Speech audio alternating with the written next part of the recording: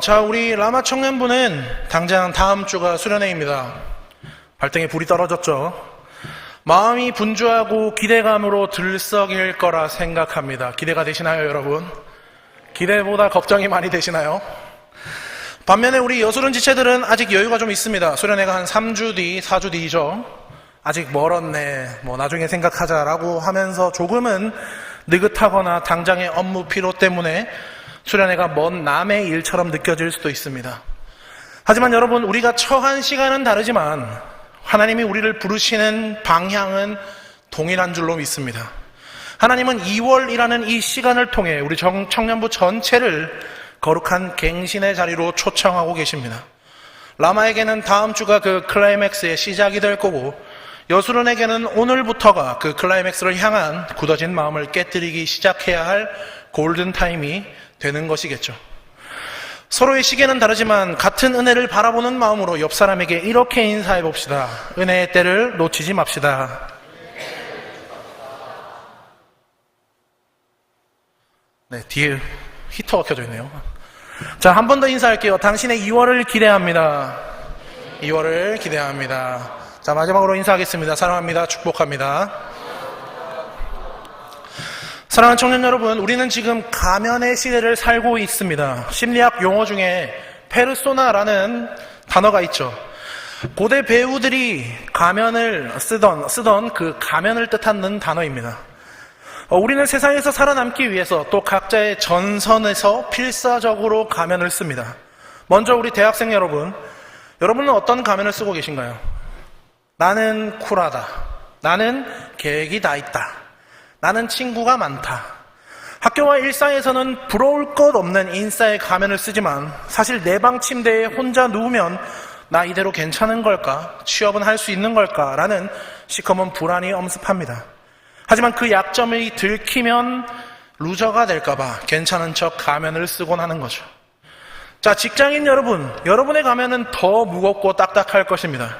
우리는 프로라는 가면을 써야 하기 때문이죠.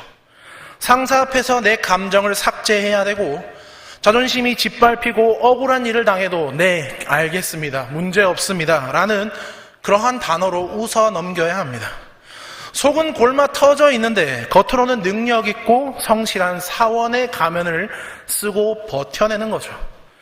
그러니 3주 뒤에 수련회, 당장 내일 출근해서 깨지지 않는 게 더 급한 현실입니다. 문제는 우리가 이 가면을 쓰기에 너무나 익숙해진 나머지 가장 솔직해야 하는 하나님 앞에서도 가면을 벗지 못한다라는 것입니다. 교회에 와서도 우리는 연기를 하는 거죠. 찬양을 할 때 손을 들고 하고 그렇게 거룩한 척을 하지만 냉랭한 마음, 기도는 유창하지만 속에는 하나님을 향한 원망이 담겨 있습니다.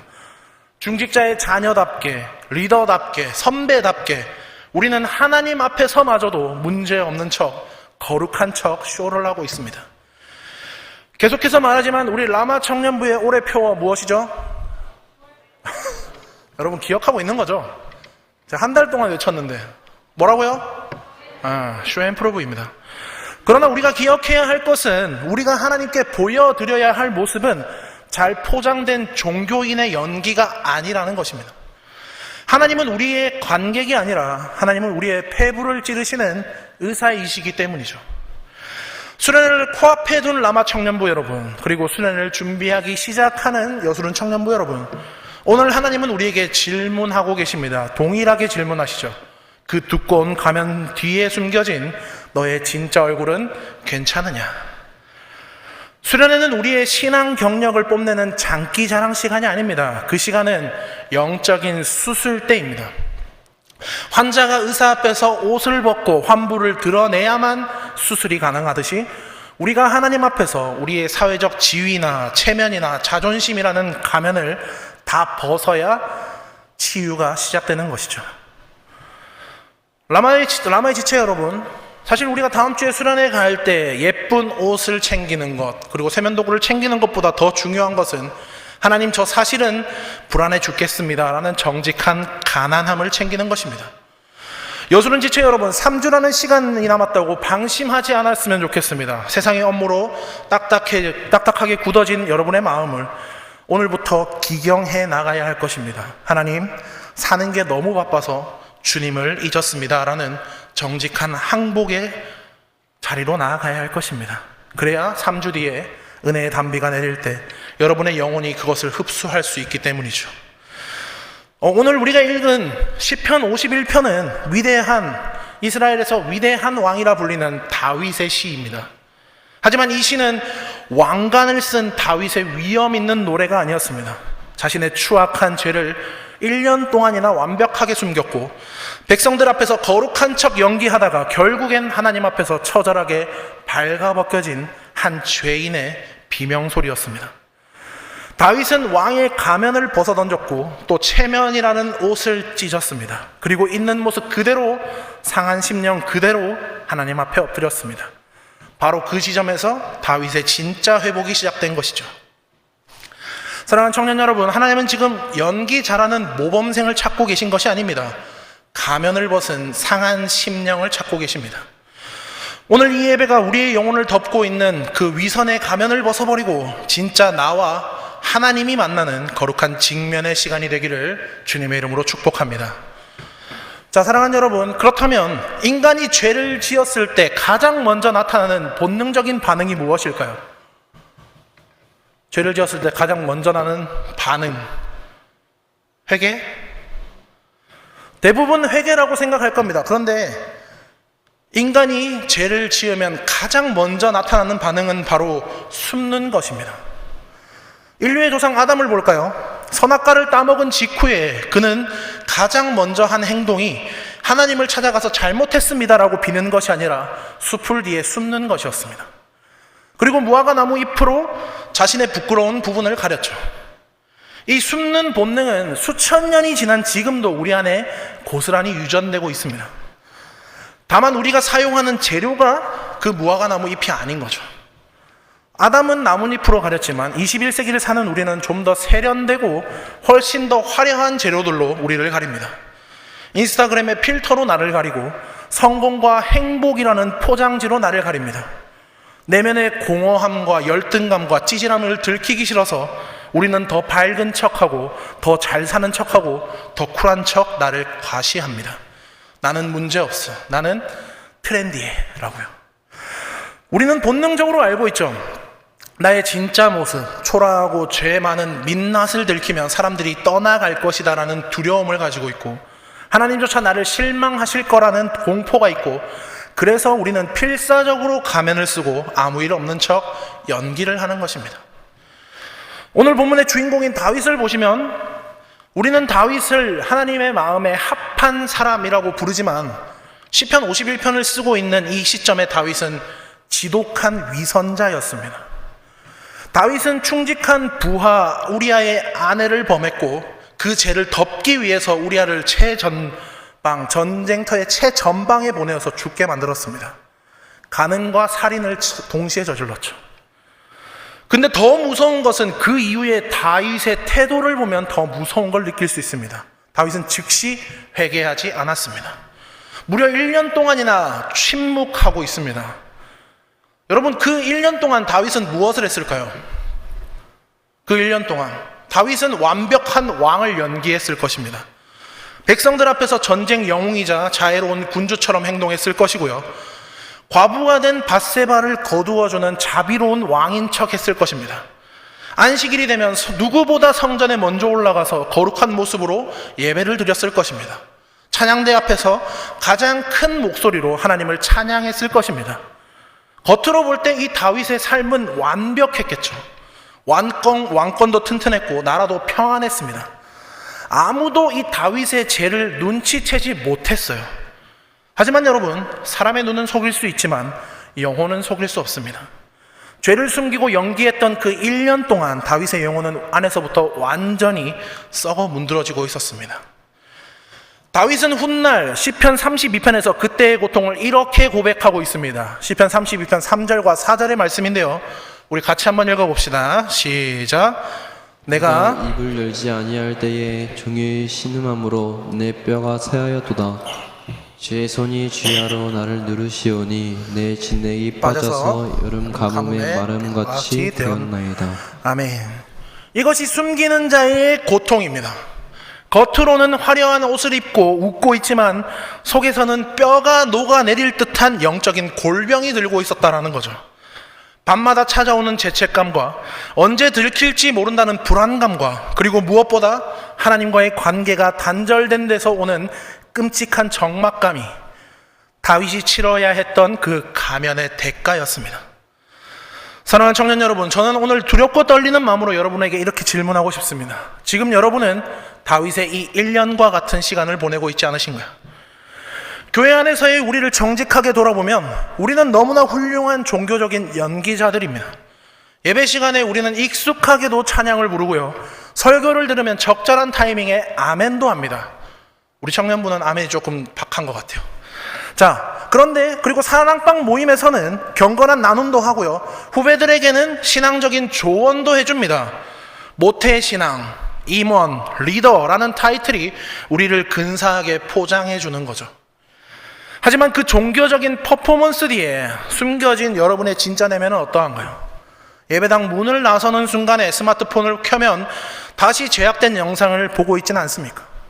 친구들이나 직장 동료를 향해서 입에 담지 못할 저주와 비난을 퍼붓고 있지는 않습니까? 거룩한 척 앉아는 있지만 속으로는 시기와 질투, 돈에 대한 탐욕이 들끓고 있지는 않습니까? 우리는 하나님 앞에서 쇼윈도 부부처럼 행동하는 거죠. 사람들이 볼 때는 사이좋은 척, 문제없는 척 하지만 집에 돌아가면 남남처럼 지내는 쇼윈도 부부처럼 우리도 하나님과 쇼윈도 신앙을 하고 있는 겁니다. 주님, 저 잘 지내고 있어요. 저 이번 주에 봉사도 했잖아요. 저 문제 없어요. 라고. 우리는 아파도 아프다라고 말하지 못하고 죄를 지어도 회개하지 못합니다. 나의 평판이 무너질까봐, 내가 쌓아온 이미지가 깨질까봐 그저 더 두꺼운 가면을 쓸 뿐이죠. 그렇게 죄를 숨기는 기간이 길어지면 길어질수록 우리의 마음은 화인 맞은 것처럼 딱딱해지고 영혼의 진액은 말라 비틀어져 갑니다. 이것이 영적인 탈진인 것이죠. 여러분, 곰팡이가 언제 필까요? 곰팡이는 햇볕이 들지 않고 통풍이 되지 않고 어둡고 축축한 곳에 핍니다. 죄의 속성이 꼭 이 곰팡이와 같지 않나요? 죄는 은밀함을 먹고 자랍니다. 사탄이 노리는 것은 여러분이 신문 한 면에 날 정도로 엄청난 범죄를 저지르는 것이 아닙니다. 사탄의 전략은 완전 단순하죠. 죄를 지어라. 하지만 들키지만 마라. 그냥 덮어둬라. 아무도 모르게 숨겨둬라. 우리가 죄를 숨기는 그 순간에 우리는 사탄이 활동하기 가장 좋은 어두운 방을 사탄에게 제공하는 것입니다. 그 어둠 속에서 죄는 걷잡을 수 없이 증식하게 되고 결국 우리의 인격을 삼키고 삶을 파괴하는 것입니다. 수련회를 앞둔 우리, 지금 하나님께서 우리를 왜 부르셨을까요? 더 이상 그 어둠 속에 숨지 말라는 것입니다. 곰팡이 핀 이불은 햇볕에 널어서 말리는 것처럼 너의 눅눅하고 감추고 있는 영혼을 끄집어내어서 하나님의 은혜의 빛 아래에 노출시키라는 것입니다. 숨기면 썩지만 드러내면 치유가 되는 것이죠. 가면을 쓰고는 결코 하나님을 만날 수가 없습니다. 하나님은 완벽하게 연기하는 다윗이 아니라 왕복을 찢고 가슴을 치는 다윗을 만나 주셨습니다. 오늘 이 시간 우리의 화려한 무화과 나무 잎을 벗어 던지는 시간이 되기를 소망합니다. 우리가 숨어야 할 곳은 나무 뒤가 아니라 오직 예수 그리스도의 십자가 뒤뿐입니다.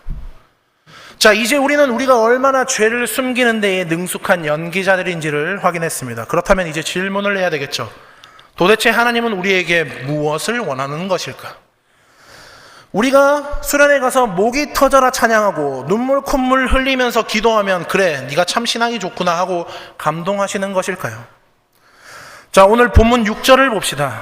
6절을 보시면 다윗은 자신의 뼈아픈 실패를 통해 하나님이 진짜 원하시는 것이 무엇인지를 깨닫고 이렇게 고백하며 나아갑니다. 자, 우리 같이 한번 6절을 읽어보도록 하겠습니다. 시작.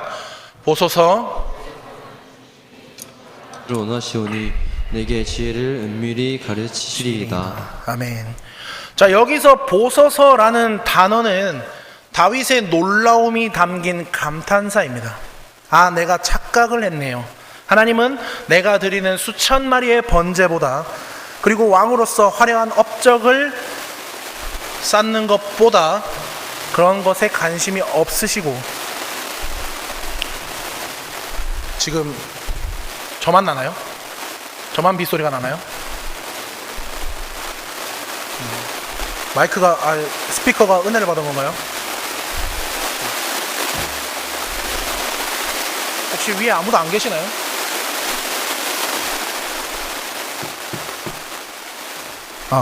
왜 제가 설교하러만 올라오면 이런 일이 생기는지 잘 모르겠네요. 예. 자, 어디까지 했죠? 보소서까지 했죠? 예. 보소서라는 단어는 다윗의 놀라움이 담긴 감탄사라고 했습니다. 다윗이 내가 착각을 했다. 하나님이 내가 드리는 수천 마리의 번제물이나 왕으로서 화려한 업적에 관심이 있으신 것이 아니라 하나님이 나에게 원하시는 것은 딱 하나, 중심의 진실함이었다라는 것을 깨달은 것입니다.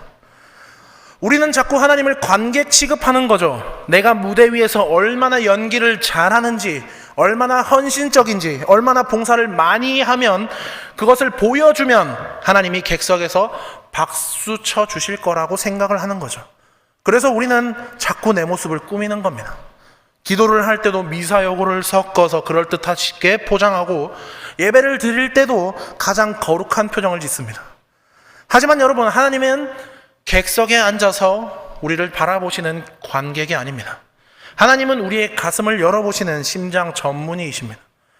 의사는 환자의 화장한 얼굴이나 명품 옷에는 전혀 관심이 없습니다. 의사의 관심은 오직 하나, 환자가 병들어 있는 그 환부, 썩어 있는 심장에 있습니다. 하나님은 우리의 종교적인 퍼포먼스에 속지 않으시는 분이시죠. 하나님은 지금 우리의 중심을 보고 계시기 때문입니다. 그러니 우리가 하나님 앞에서 해야 할 쇼는 나의 거룩함을 과시하는 것이 아니라 나의 정직한 생얼을 보여드리는 것입니다.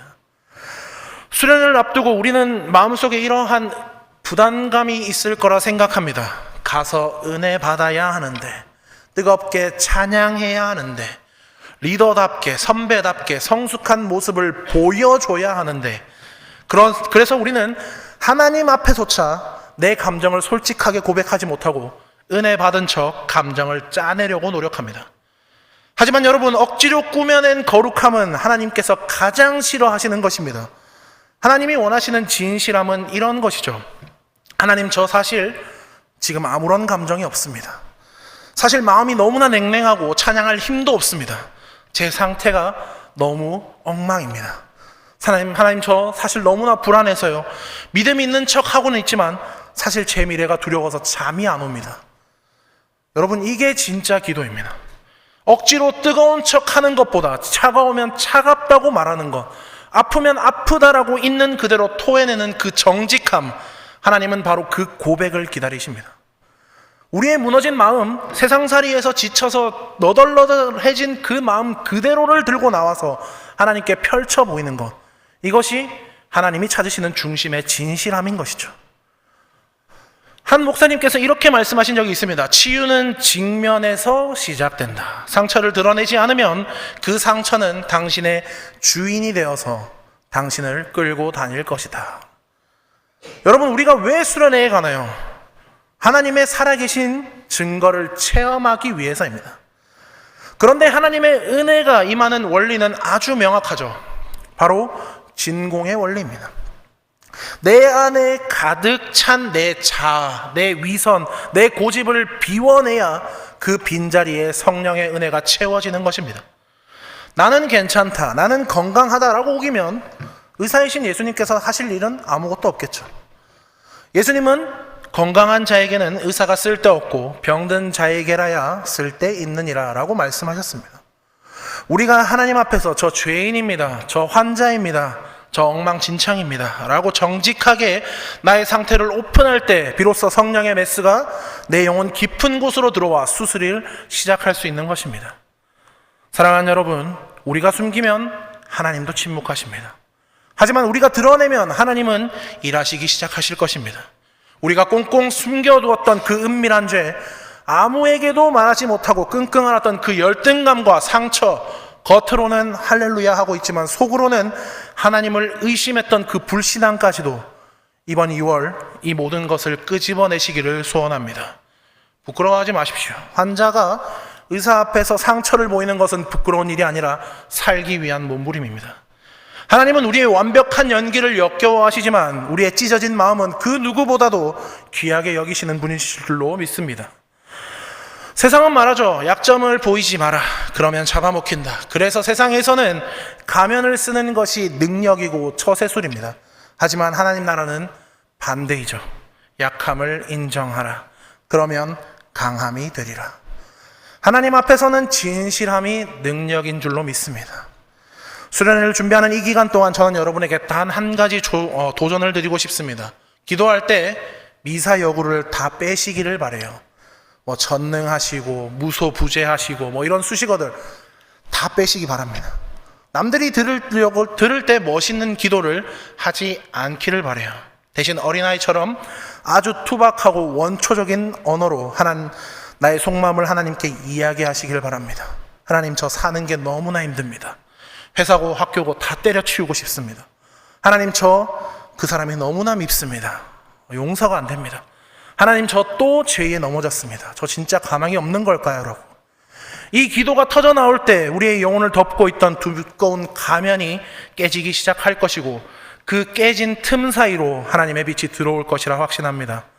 하나님은 진실한 자를 만나주시고 정직한 자에게 은혜를 베푸시는 분이십니다. 거룩한 척을 멈추고 정직한 죄인이 되어 십자가 앞으로 나아가는 저와 여러분이 되시기를 주님의 이름으로 축복합니다. 사랑하는 여러분, 우리가 이제 하나님 앞에서 나의 가면을 벗고 나의 더러운 죄와 상처를 정직하게 오픈했다고 가정해 봅시다. 그 다음은 어떻게 해야 될까요? 내 안에 들여다보니 온통 곰팡이가 피어져 있고 죄의 습관들이 엉켜 있어서 도저히 손을 댈 수 없는 지경이라면 우리는 어떻게 해야 될까요? 컴퓨터를 하다 보면 프로그램이 꼬이고 바이러스가 먹어서 아무 키도 먹히지 않을 때가 있습니다. 그때 모니터를 닫거나 키보드를 바꾸는 건 해결책이 아니죠. 유일한 해결책은 본체를 뜯어내거나 리셋 버튼을 눌러서 시스템을 다시 까는 것입니다. 다윗이 자신의 내면을 돌아보았을 때 느꼈던 절망감이 바로 이것이었습니다. 그가 처음에는 자신의 노력으로 죄에 대해서 씻어보려고 했을 것입니다. 다시는 안 그래야지, 내가 정신 차려야지 하면서, 그렇지만 그는 깨달았습니다. 이미 죄가 내 피 속에, 내 뼛속까지도 스며들어 있었다. 내 의지로는 도저히 이 죄의 뿌리를 뽑아낼 수 없다라는 사실을 직면한 것이죠. 나는 고장난 정도가 아니라 완전히 망가져버린 존재라는 것을 직면했을 것입니다. 이것이 오늘을 살아가는 우리의 절망이기도 하죠. 우리도 수없이 다짐하지 않습니까? 올해는 다르게 살아야지, 이번 프로젝트 할 때는 거룩하게 살아야지. 하지만 우리가 어떤가요? 며칠 못 가서 똑같은 죄의 구덩이에 빠져서 허우적거리는 나를 발견하게 됩니다. 그리고 그때 밀려오는 자괴감은 이루 말할 수가 없죠. 나는 안 되나 보다. 나는 구제불능인가 보다. 그런데 다윗은 본문 10절에서 아주 놀라운 단어를 사용해서 기도하고 있습니다. 우리 본문 10절 한번 같이 볼까요? 같이 한번 읽어보겠습니다. 시작. 하나님이여, 내 속에 정한 마음을 창조하시고 내 안에 정직한 영을 새롭게 하소서. 아멘. 여기서 창조하시고, 창조하다라는 단어는 히브리어로 바라라고 합니다. 바라. 이 단어는 구약 성경에서 아무 때나 쓰인 단어가 아니었습니다. 창세기 1장 1절, 우리가 너무 잘 알고 있는 태초에 하나님이 천지를 창조하시니라, 여기서 바라가 사용되었습니다. 이 단어의 주어는 오직 하나님밖에 없습니다. 인간은 이 바라를 할 수가 없는 것이죠. 왜? 바라는 재료를 가지고 뭔가를 만드는 것이 아니라 무에서 유를 만들어내는 절대적인 창조이기 때문입니다. 다윗이 지금 이렇게 기도하고 있는 거죠. 하나님, 내 마음을 고쳐서 쓸 수 있는 상태가 아닙니다. 닦고 조이고 기름칠해서 해결될 문제가 아닙니다. 내 옛 마음은 완전히 죽었으니 하나님께서 창세기에 천지를 창조하셨던 그 전능하신 능력으로 제 안에 아예 새로운 마음을 창조하여 주시옵소서. 사랑하는 청년 여러분, 이것이 바로 우리가 믿는 복음의 핵심입니다. 기독교는 여러분에게 좀 더 착한 사람이 되라, 좀 더 도덕적인 사람이 되라 라고 가르치는 도덕훈련소가 아닙니다. 기독교는 망가진 너의 옛 자아는 십자가에서 죽었고 예수의 생명으로 너희가 다시 태어났다라고 선포하는 재창조의 종교입니다. 우리가 신앙생활하면서 왜 자꾸 실패하고 좌절할까요? 나 자신을 수리하려고 하기 때문입니다. 새해가 되면 우리는 결심하죠. 올해는 술 끊어야지. 올해는 음란물 끊어야지. 미워하지 말아야지. 내 의지를 발동해서 나를 고쳐보려고 애를 씁니다. 하지만 여러분, 솔직해져 볼까요? 그 결심이 며칠이나 가던가요? 작심삼일이라는 말이 있죠. 아무리 결심해도 똑같은 죄의 자리에 앉아있는 나를 볼 때 우리는 절망하게 됩니다. 어쩌면 안 되는 게 당연한 거죠. 성경은 우리의 상태를 전적 타락이라고 진단하고 있기 때문입니다. 우리의 지성이나 감정이나 의지가 죄로 인해서 100% 오염됐기 때문에 오염된 내가 나를 고치려 하는 것은 물에 빠진 사람이 자기의 머리카락을 잡고 건져 올리려는 것과 같습니다. 불가능한 것이죠. 그래서 에스겔 3장 36장 26절에서는 이렇게 하나님께서 약속하고 계십니다. 우리 같이 한번 읽어봅시다. 시작. 또 새 영을 너희 속에 두고 새 마음을 너희에게 주되 너희 육신에서 굳은 마음을 제거하고 부드러운 마음을 줄 것이며. 아멘. 우리에게 필요한 것은 더 강한 의지력이 아니라 우리에게 필요한 것은 새 영, 즉 성령님의 수술입니다. 성령께서 오셔서 돌처럼 딱딱하게 굳어버린 우리의 마음을 도려내시고 예수님의 부드러운 심장을 이식해 주셔야만 우리는 비로소 죄를 이기고 거룩하게 살 수 있는 것입니다. 사랑하는 청년 여러분, 우리가 왜 바쁜 시간을 쪼개어가면서 또 비싼 회비를 내어가면서 수련회에 가야 할까요? 단지 좋은 공기를 마시러 그리고 쉬러 가는 것이 아닙니다. 친구들하고 추억을 쌓으러 가는 것도 아니죠. 내 힘으로는 도저히 안 되는 이 지긋지긋한 죄의 문제를 해결받기 위해서 영적인 이식 수술을 하기 위해서 우리는 이 수련회에 가는 것입니다. 2026년 여러분은 달라지고 싶지 않으십니까? 맨날 죄 짓고 회개하고 또 죄 짓는 이 무한의 반복 굴레에서 쳇바퀴처럼 도는 듯한 이 무력한 신앙생활에서 이제 끊어버리고 싶지 않으십니까? 그렇다면 방법은 딱 하나, 하나님께 이 창조, 발아의 은혜를 구하며 나아가야 할 것입니다. 이번 수련회를 앞두고 우리는 이렇게 기도하시기 바랍니다. 하나님, 제 노력은 이제 끝났습니다. 제 의지로도 안 됩니다. 이번 수련회에 성령님께서 집도하여 주시옵소서. 내 안에 정한 마음을 창조하여 주시고 죄를 이길 수 있는 새 마음, 하나님을 뜨겁게 사랑할 수 있는 새 심장을 내 안에 만들어 주시옵소서. 이 간절한 소망이 우리 안에 있을 때에 수련회는 더 이상 연례 행사가 아니라 내 인생이 뒤집히는 기적의 현장이 될 것입니다. 지금 여러분의 마음이 무너져 있다면, 아무런 희망이 없어 보인다면 바로 그때가 하나님이 재창조하실 가장 완벽한 타이밍인 것이죠. 당장 다음 주 수련회로 나아가는 우리 라마 지체들, 그리고 3주 뒤 기경된 마음으로 나아갈 우리 여수른 지체들도 우리 모두가 사람의 힘이 아니라 오직 성령으로 다시 태어나는 이 발아의 기적을 체험하기를 주님의 이름으로 축원합니다.